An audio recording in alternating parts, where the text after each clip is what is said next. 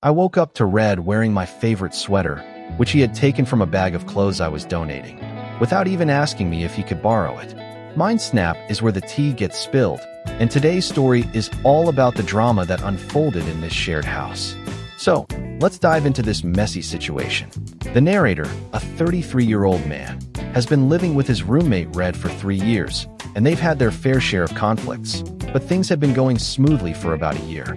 However, with the arrival of new roommates, including Blue, who's been friends with Red for a while, things started to get complicated. The house had a system in place where they would split communal food and household utility costs 5 ways, which seemed fair to everyone. But then, Blue decided that she didn't want to contribute to the household expenses, which raised some eyebrows, especially since she was aware of the system before moving in. The narrator pointed out that she should have discussed this before joining the household, but he did agree that if she didn't eat the communal food, she wouldn't have to pay for it. The concession was that Blue would still contribute to the utility and cleaning costs, and they would all be more communicative about what was and wasn't a shared item. Red seemed to be on board with this plan, and the meeting was summed up in the group chat, with everyone giving it a heart, indicating that they were all in agreement. But things took a turn when Blue started saying that she didn't know about the house expenses and shouldn't have to pay for things she didn't use. Red suddenly started speaking in support of Blue, saying that the narrator should have put the house expenses in the lease. It turned out that before Blue moved in, she had asked Red if she could opt out of paying house expenses, and Red had told her that was fine, without including the narrator in the conversation. I literally could not believe this. The narrator was being generous, giving away his belongings, and looking the other way when Red took his clothes without asking.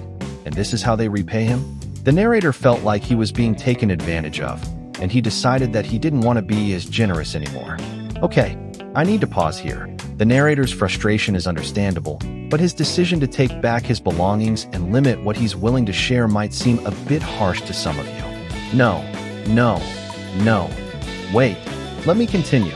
The narrator asked Red for the pairs of pants he had taken, took back the soap tray he had given him, and even signed out of the streaming services he was paying for. The appliances and TV were still available for use, but the narrator had clearly set boundaries. And it seems like the roommates were still enjoying the benefits of living with him, as they had used the TV to play games with their friends the night before. The narrator was essentially saying, "You want to take advantage of my generosity? Well, I'm going to start being more mindful of what I share." But was he being unfair? Was he right to limit what he provided to his roommates?